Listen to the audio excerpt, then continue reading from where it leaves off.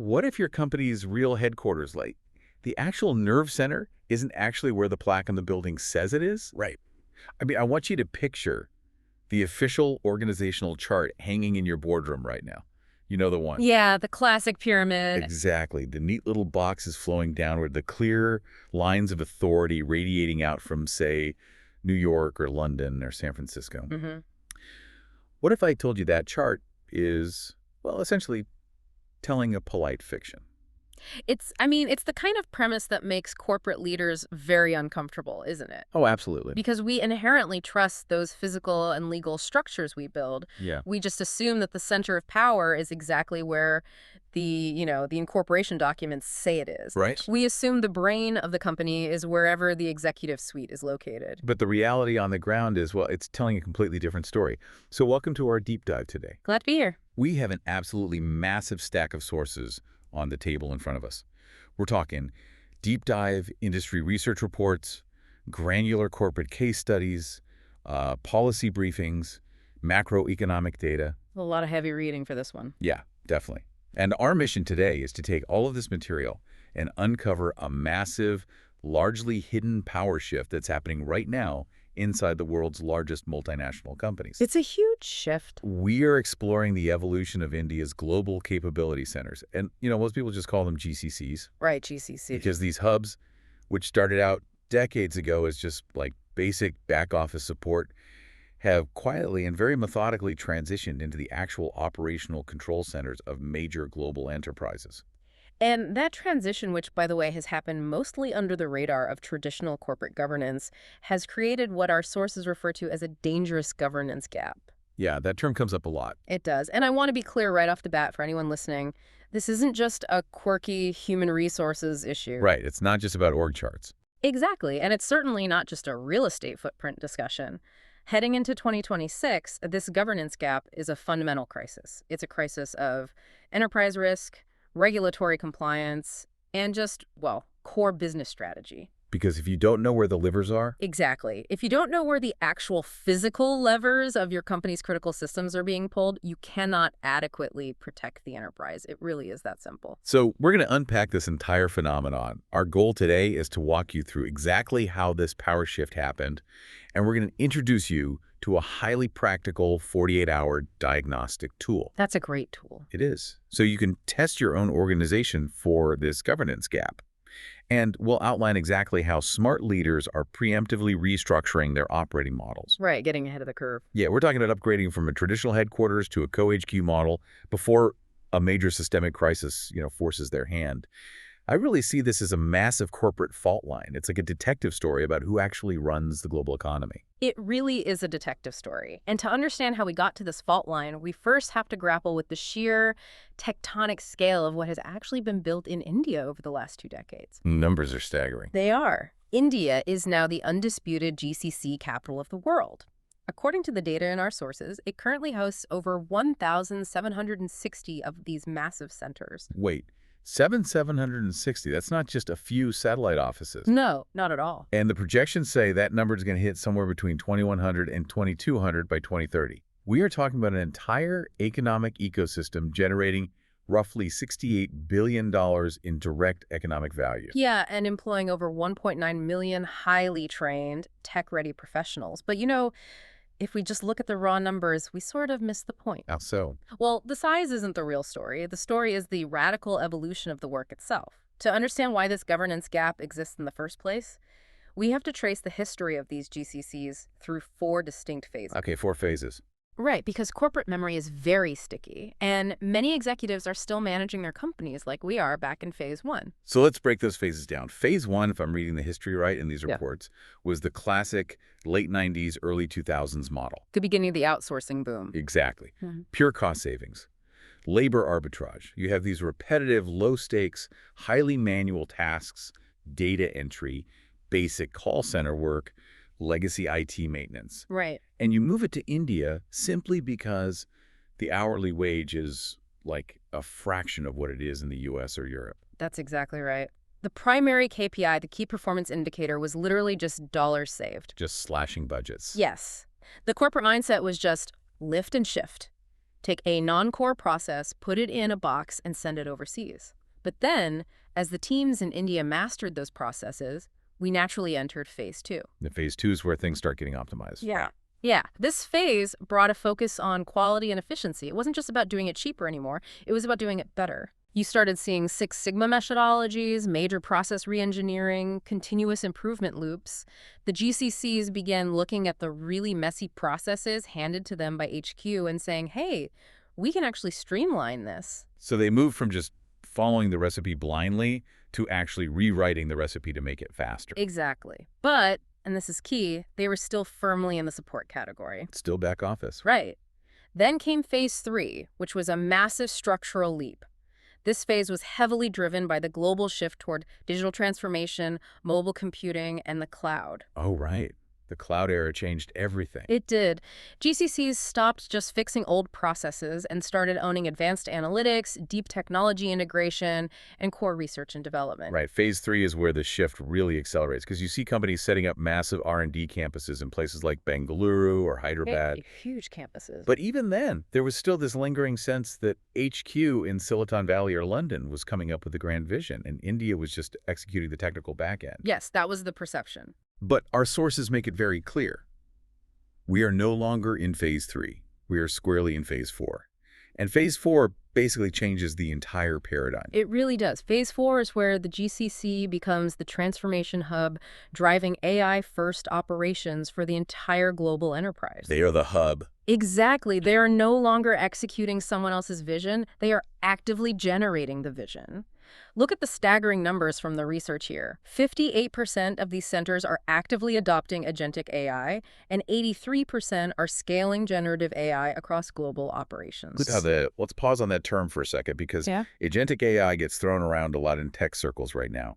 But we need to explain the actual mechanism here. Good idea. How is agentic AI different from what most people think of when they hear artificial intelligence? And why does it change the power dynamic so drastically? Well, it's a crucial distinction. Most people think of AI as a conversational tool like ChatGPT. Right, a chatbot. Yeah, you ask it a question, gives you a draft. That is essentially an advanced co-pilot. You are still driving the car. Agentic AI, however, involves giving the AI system actual agency. It means deploying AI software agents that take independent actions within a company's live systems. So they aren't just giving advice or summarizing text, they are literally doing the work. Yes. For example, an agentic AI system can monitor a global supply chain, detect a potential bottleneck in a shipping route, autonomously reroute the freight, update the financial ledgers, and notify the vendor all without a single human clicking approve. Wow. Now, connect this back to the GCCs. The teams in India aren't just buying these tools off the shelf and logging into them. They are building the AI centers of excellence. They're writing the code. They are designing, training, and deploying these autonomous agents into the lifeblood systems of the enterprise. They literally own global product lines now. Let's ground this with some concrete proof from the case studies in our stack, because the impact is wild, and I think it illustrates exactly why the old support center label is completely obsolete. Yeah, the case studies are eye-opening. There's a deep dive here into a global, fast-moving consumer goods company, an FMCG giant. They co-innovated with a tech partner to completely transform their finance operations across 77 different countries. And just to clarify, transforming finance across 77 distinct regulatory regimes is a massive, massive undertaking. It's not a back-office side project. That's core business. Oh. And the GCC in India didn't just support this initiative. They were the absolute engine of it. The data shows they delivered a $30 million direct P&L impact. $30 million. Yeah. Furthermore, they recovered $80 million in invalid claims. And while doing all of this, they launched more than 10 separate generative AI and machine learning deployments. Let's break down the mechanics of that $80 million recovery, because that is where the narrative really shifts. Okay, let's look at it. Finding $80 million in invalid claims across 77 countries isn't accomplished by hiring 1,000 junior accountants to manually check paper invoices. Oh, definitely not. That is accomplished by a team of highly sophisticated data scientists and engineers building proprietary machine learning algorithms.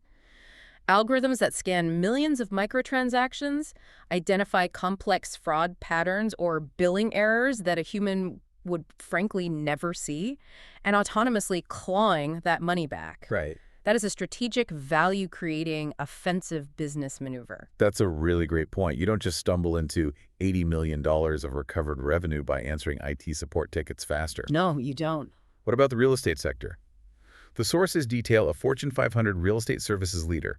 They turned their GCC into a strategic hub by deploying what they call embedded engineering pods. And the result of that? They reduced their cost to serve by 35% and sped up their global software release cycles by 40%. And in the U.S. healthcare sector, we see a leading firm using AI co-pilots, which, by the way, were developed through long-running partnerships managed out of their India hubs to cut operational costs by 30 to 40%. That's massive in healthcare. While simultaneously boosting productivity by 70%.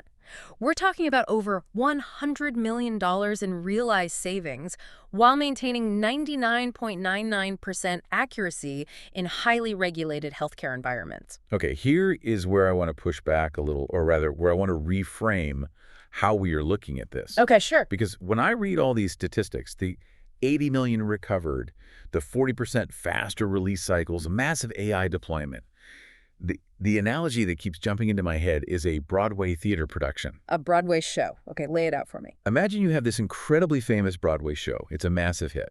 You have a lead actor whose name is in huge lights on the marquee in Times Square. Right. But the lead actor gets sick, and the understudy steps in. And the understudy is phenomenal. In fact, they are so good that for 3 entire years, the understudy quietly performs the lead role flawlessly every single night. Okay, see where you're going. The audience loves it, the box office is booming, the reviews are spectacular. Yeah. But if you look at the official playbill handed out at the door, it still lists that person as a backup. Yeah. And even worse, the theater management is still paying them the salary of an extra.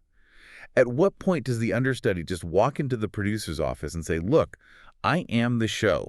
Update the marquee. That's a brilliant way to conceptualize the dynamic. The GCCs have completely taken over the lead role of operating the live critical systems of the global enterprise. Exactly. But the playbill, meaning the corporate governance, the legal charters, the official org charts hanging in New York, has completely failed to update. The teams in India are doing the strategic heavy lifting of a global headquarters, but they are still being governed, measured, and compensated as if they were a Phase 1 cost center. Which brings us to the core of the issue today. This is the massive governance gap. This is the fiction of the org chart. And frankly, this sounds incredibly dangerous. If I'm a CEO, I don't want a fiction running my company. It is incredibly dangerous. Let's look at the daily reality of this fiction. Okay. The legal HQ, the place with the brass plaque and the CEO's office, sits in a skyscraper in Manhattan or a massive campus in London. All right. But the systems that actually keep the business breathing, the global product engineering, the AI infrastructure, the active cyber defense operations, the automated finance rails, those are physically designed, deployed, and run from India. So the brain is in one place, but the hands and the heart are in another. Exactly. Operational control has moved entirely across the globe, but the formal legal authority hasn't budged an inch. You can see this fiction embedded in the very language companies use, can't you? Everywhere. You read through these corporate charters and annual reports, and they still refer to these massive 10,000-person innovation hubs using archaic terms like shared services center or IT support unit or cost efficiency hub. Language shapes mandate, and mandate ultimately shapes human behavior in a corporate setting. Let's paint a picture of how this actually plays out when things go wrong. Let's do it. Imagine a GCC leader in Bengaluru. Let's say she's a VP of engineering. It is 2:00 a.m. local time, and a catastrophic cyber outage hits the company's global payment gateway. Total nightmare scenario. Or perhaps a new customer-facing AI model suddenly starts hallucinating and behaving erratically in a live environment, exposing the company to massive reputational risk. Okay, so she's staring at the monitors, alarms are going off, it's your team's code. Exactly. She is fundamentally and operationally accountable for the uptime, the release quality, and the immediate incident response. Her team wrote the architecture. Right. But because her official corporate title classifies her unit as a service center, she lacks the formal governance mandate to make the ultimate strategic call to shut the system down or to rewrite the core risk parameters on the fly. So what does she do? She has to get on a bridge call, wake up an executive in London or San Francisco who barely understands the technical architecture of the AI model, explain the problem, and ask for permission to act. Authority and responsibility have completely decoupled. So she's carrying the absolute weight of the global enterprise on her shoulders, but she's trapped in a bureaucratic straitjacket. Yes, She has to ask permission to shift her stance to catch the falling safe. that's exactly it. And our sources point out that this specific gap creates what they define as a massive financial bleed for the enterprise. Financial bleed. It's not just a theoretical governance issue, it costs real hard money. There are two major components to this financial bleed. The first is underpriced risk. Walk me through the mechanics of underpriced risk. How does a bad org chart create risk? Well, when a massive outage, a data breach, or a regulatory violation happens in a system that is physically operated from India, the executives back at HQ naturally classify it as an execution miss. Meaning what? They sit in a boardroom and say, the delivery center in India messed up the implementation. They didn't follow the manual. Oh, I see. They treat it like a factory worker dropping a wrench on the assembly line. Precisely. But if the real operational control, the architectural decisions, the algorithm weights, the active threat hunting is concentrated in India, and the governance structures back at HQ don't reflect that reality, the failure isn't operational at all. It's structural. Exactly. It is a governance miss. You have people making critical, split-second, enterprise-defining decisions who are not formally integrated into the company's enterprise risk framework. So HQ's basically flying blind. The board thinks they have all these rigorous controls and checks and balances in place, but those controls are managing a version of the company that literally hasn't existed for 5 years. Right. The map is not the territory. The map is dangerously outdated. And that brings us to the second part of the financial bleed, which is value leakage. Value leakage. Yeah. We just talked about GCCs acting as the engine of the company, creating massive intellectual property, developing bespoke Gen AI tools, discovering $80 million in lost revenue. Right, massive value adds. But because they are still trapped by outdated Phase 1 or Phase 2 charters, they're still measured by throughput and cost KPIs. KPIs being key performance indicators. Yeah. So HQ is grading them on the wrong rubric. Completely wrong. The dashboard in New York is asking, how many support tickets did your team close this week? What was your average handle time?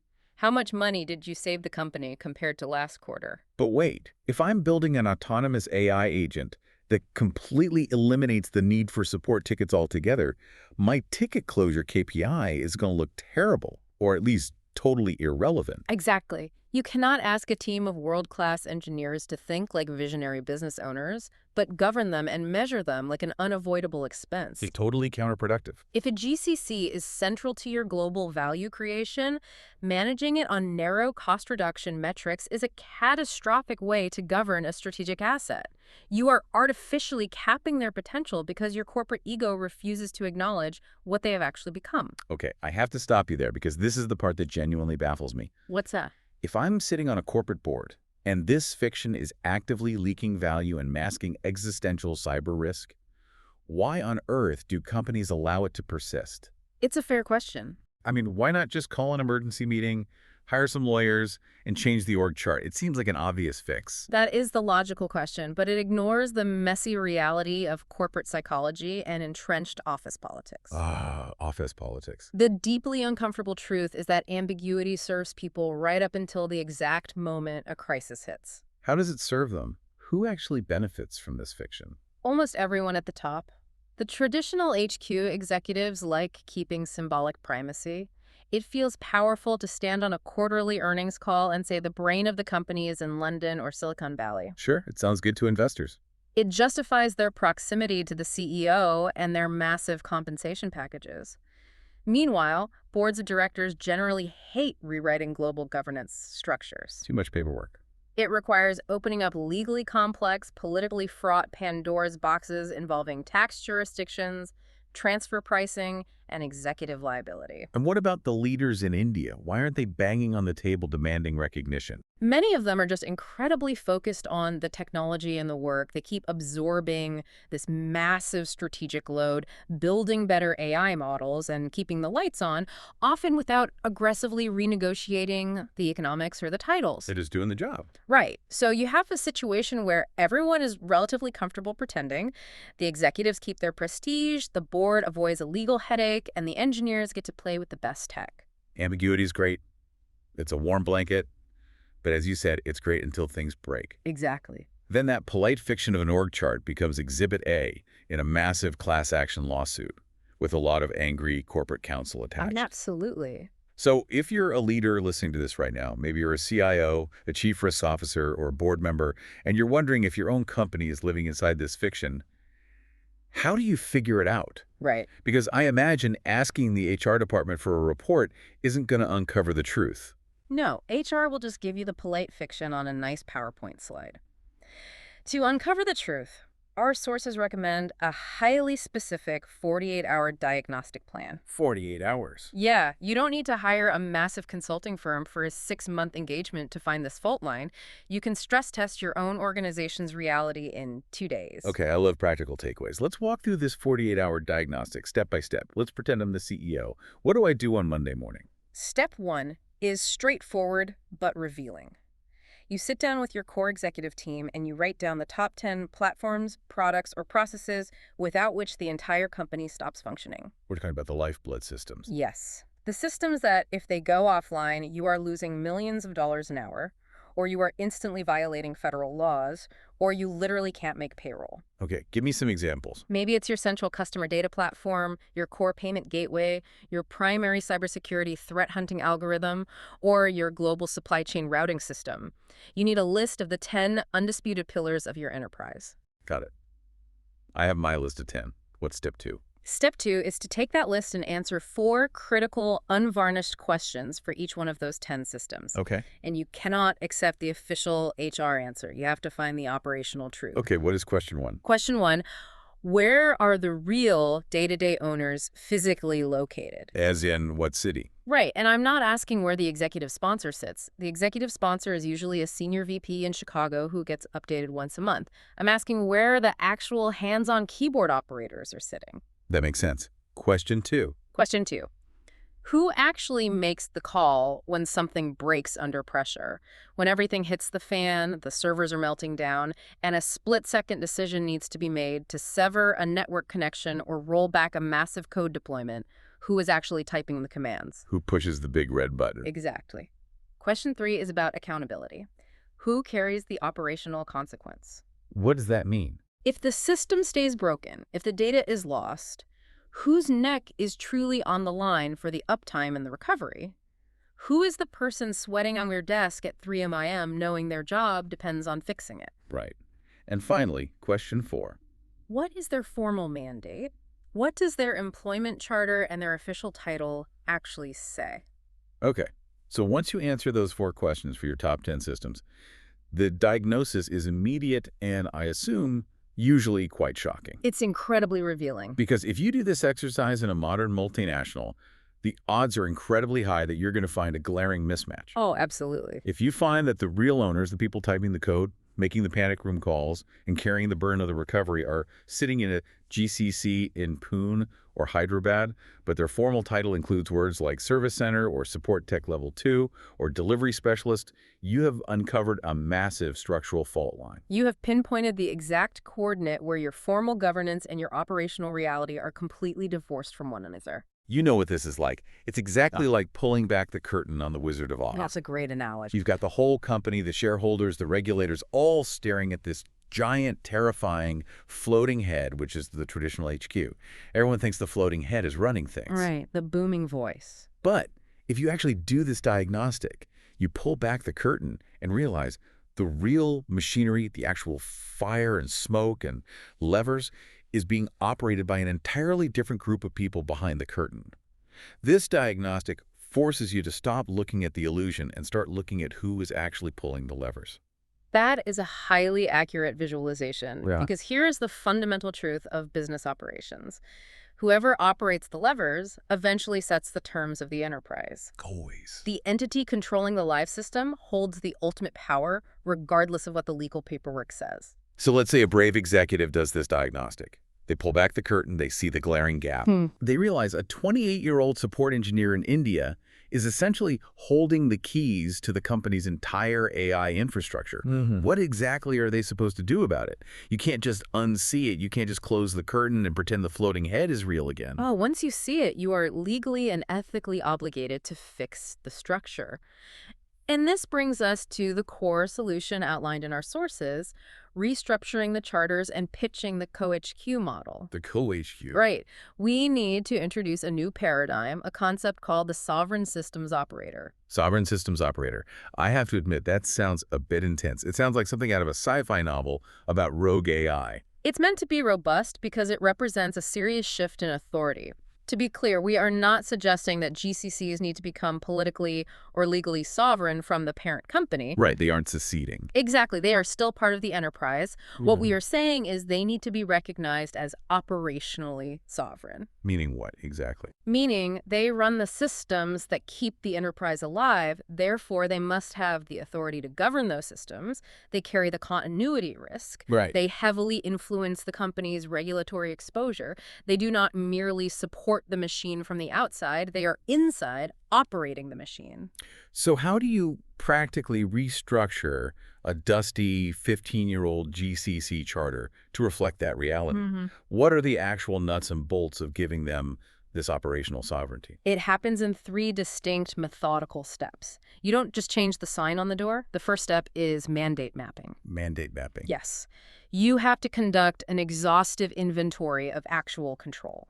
You document who really has the decision rights today, who owns the technical architecture, who holds the final release authority for new software. So you're just getting it on paper. Right. You document the reality of the power structure exactly as it exists in the wild, not as it was designed in a boardroom 10 years ago. Okay. So step 1 is just documenting reality, exposing the truth. What's the next step? Step 2 is risk alignment. This is where you connect the power to the accountability. How so? Once you map who holds the actual power, you explicitly define them as the risk owners. You formalize their audit accountability. You establish formal crisis command roles for those specific leaders in India. So it's about making it official. Think about it in stark terms. Risk alignment means figuring out who goes to prison or who gets fired when the company accidentally leaks 10 million credit card numbers. If the leaders in India are running the system, they must be formally, legally embedded in the enterprise risk framework. So when that 2.0 a.m. cyber outage happens again, that VP of engineering we talked about earlier doesn't have to wake up London. Yeah. She has the formal documented authority to make the call, sever the connection, and save the company. Exactly. Her authority finally matches her responsibility. And that leads to the third and final step, which is the charter upgrade. Your charter upgrade. You rewrite the rules of engagement. If this GCC in India is driving your global AI transformation, their charter needs to reflect that value. What does that look like practically? It needs to include full P&L profit and loss responsibility. It needs to include intellectual property participation so they actually benefit from the patents they generate. It needs to track resilience metrics, not just cost savings. And crucially, it requires long-term incentives. When you say long-term incentives, we're talking about equity. Yes. Stock options. Equity. You cannot pay a brilliant strategic operator like a disposable back-office vendor and expect them to stay and protect your company. Okay, I see the logic perfectly. But I have to play devil's advocate here. Go for it. I can vividly imagine a listener right now nodding along, taking notes, but then picturing their own board of directors. Let's be real. If I walk into a traditional Fortune 500 boardroom on a Tuesday morning and say, hey, everyone, I did a 48-hour diagnostic, and it turns out we need to make our support center in Bengaluru a sovereign co-HQ, give them global P&L control, and start handing out massive equity grants. Yeah, that won't go well. I am going to get laughed out of the room. Or worse, I'm getting fired on the spot for suggesting we cede control. Boards do not just hand over power because of a diagnostic. How do you actually get them to agree to this? That is a very pragmatic pushback, and you are entirely correct. A massive global redesign pitched on day one will terrify a skeptical board. It triggers all their loss aversion instincts. They hate risk. Absolutely. So you absolutely do not pitch a global restructuring. You pitch what our sources call the asymmetric bet. The asymmetric bet, I like the sound of that. How does it work? You pitch a contained pilot program. You tell the board, we're going to take just one GCC or even just one critical division within a single GCC, say the fraud detection unit, and we're going to upgrade that specific unit to a strategic co-HQ model for 12 months. So you contain the blast radius, you limit the scope to lower their anxiety. Exactly. You give this specific pilot group the full sovereign mandate over their one product line. You give them explicit risk ownership, P&L, and this is the most critical part of the pitch. You give them direct reporting lines to the board's enterprise risk committee. Cutting out the middleman. You bypass the middle management layers entirely. And then what? You just hope it works. You don't hope. You measure it ruthlessly. You track their speed to market, their system resilience, their code quality, and their compliance audit scores. Right. Data. If this empowered co-HQ model performs better, and all the empirical data from Phase 4 GCC suggests it will absolutely crush the legacy model, you suddenly have unassailable hard proof. You build a Trojan horse made of undeniable metrics. That's right. You have a proven internal template that you can use to persuade activist investors, cautious regulators, and those internal corporate skeptics who prefer hard evidence over visionary speeches. That makes a ton of sense. You don't ask for a revolution, you ask for a sandbox, and then you let the results spark the revolution. What's vital for leaders to remember here is the fundamental business lesson of the next decade. Control beats cost. Control beats cost. Yes. The old 1990s pitch for moving to India was pure cost arbitrage. The new 2026 reality is about securing control over your most complex systems. The entity operating the live system eventually shapes the enterprise. Right. Smart founders, smart CEOs, they formalize this reality gracefully on their own terms in peacetime. They don't wait for a severe incident to force an awkward, panicked restructuring while the stock price is plummeting. Let me challenge that timeline, though. You keep mentioning 2026. Why is there suddenly a ticking clock on this? Because the environment is shifting. I mean, if companies have been getting away with this polite fiction for a few years now, enjoying the Phase 4 innovation while paying Phase 1 wages, why can't they just keep kicking the can down the road? Yeah. Why not ignore the org chart for another 5 years? What is forcing the urgency? Because the world outside the boardroom is changing dramatically, and 2026 is the convergence point for several massive macro pressures. This is no longer just an internal operational quirk, it is an urgent board-level oversight priority. Okay, let's go through these pressures. Let's start with the impending regulatory and compliance shocks. The regulatory landscape is definitely shifting, especially around technology. It is a tsunami. The European Union's AI Act is taking full applicability in 2026. And it's not just Europe. Jurisdictions globally, from the US to Asia, are tightening national safety laws, data sovereignty rules, and technology export controls. And regulators are getting serious. Very serious. The penalties are no longer just slaps on the wrist. Under the EU AI Act, fines for non-compliance can reach up to 7% of a company's global turnover. Wait, 7% of global revenue? Yes. That is an existential threat for many companies. A fine like that could wipe out a year's profit entirely. It is meant to be existential. And here's how it connects to the governance gap. Regulators and activist investors are no longer satisfied asking administrative questions like, where is your compliance paperwork filed? Or where is your legal headquarters? They want the real detail. They're getting highly technical. They are asking, where do the actual day-to-day decisions regarding the architecture of your high-risk AI models physically sit? They want to map the physical and operational chain of command. Let's play this out. So, if your formal governance document says all strategic AI decisions are tightly managed by our compliance committee in New York, but a European auditor digs into the server logs and finds out that the actual neural network parameters are being autonomously set, tweaked, and deployed by a team of engineers in Hyderabad who are officially classified as Tier 2 support staff. Then you have a massive problem. That is a massive compliance breach. It is a catastrophic breach because it proves to the regulator that you do not actually have control over your own high-risk AI systems. Your governance is a sham. Right. And this ties directly into the second massive macro pressure converging in 2026, cybersecurity and the rise of SBOM. SBOMs. Let's unpack that acronym for the listener, Software Bill of Materials. Yes. Think of it like the ingredients label on a box of food, but for complex software. Okay.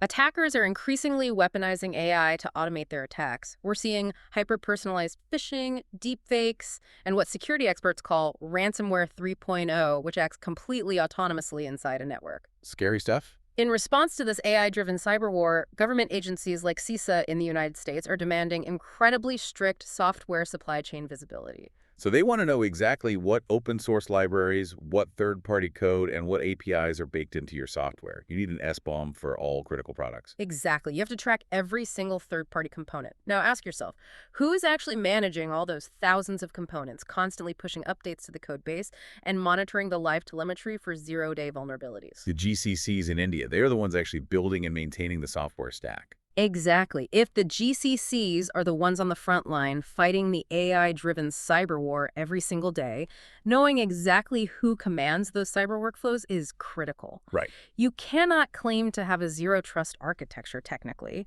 while maintaining a totally blind trust architecture from a governance perspective. Yeah. If the people defending your network don't have the formal authority to make strategic defensive moves, your company is a sitting duck. The disconnect is just glaring when you lay it out like that. Yeah. It's like having an army in the field but refusing to give the generals the authority to fire their weapons without mailing a letter back to the capital. It's a perfect way to put it. What is the third macro pressure driving this 2026 urgency?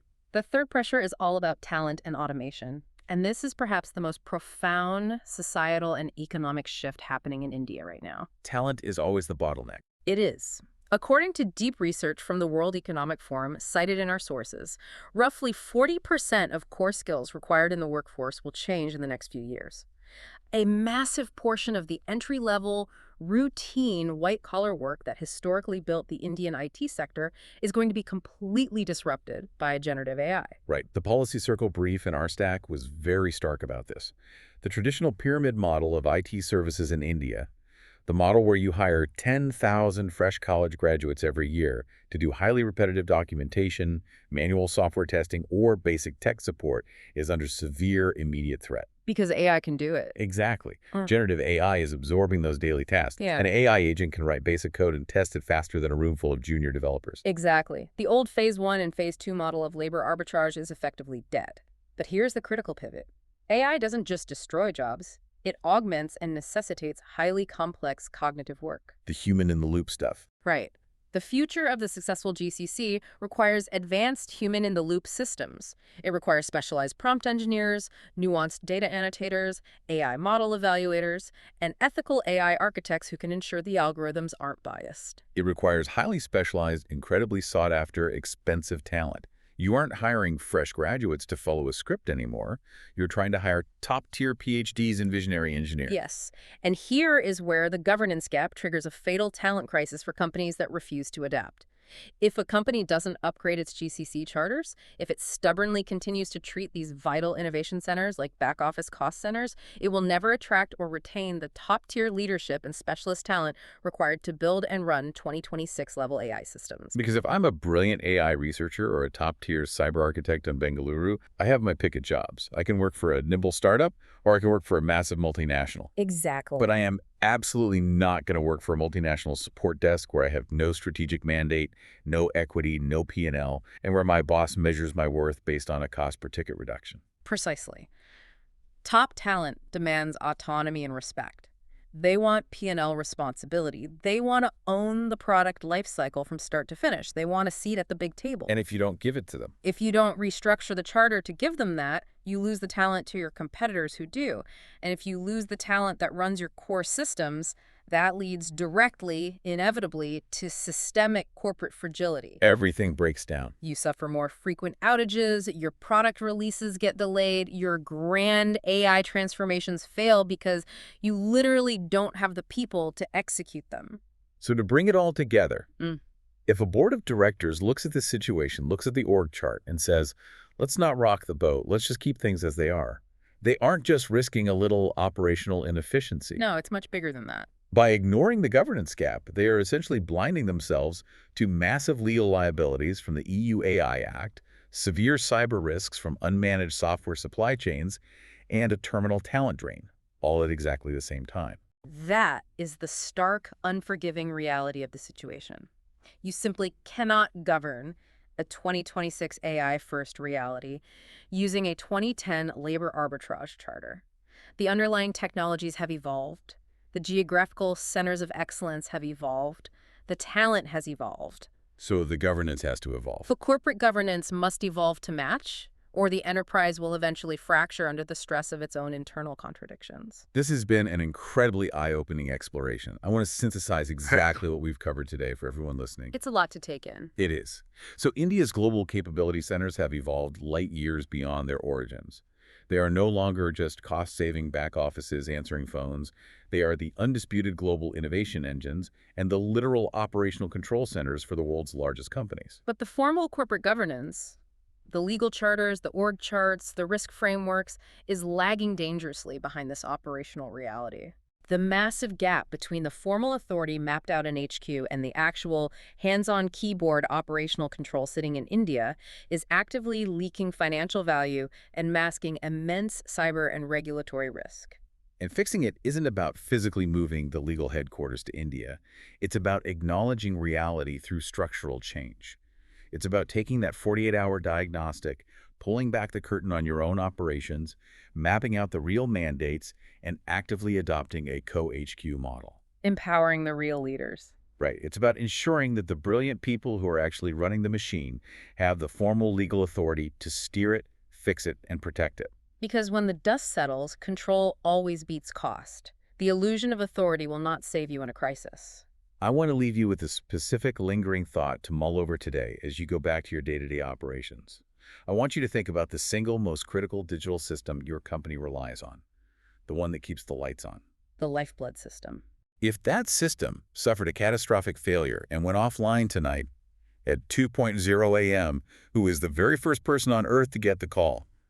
Where are they sitting? It's a great question. Now ask yourself, does your board of directors even know their name, let alone what their actual job title is? Control beats cost. And heading into 2026, it is time your org chart finally told the truth. Take a long, hard look behind the plaque on the building. It is the most vital question an executive can ask right now. Thank you for joining us on this deep dive into the hidden power shifts of the global economy. We highly encourage you to take that 48-hour diagnostic back to your own teams, ask the hard questions, see what kind of fiction you uncover. Until next time, keep digging.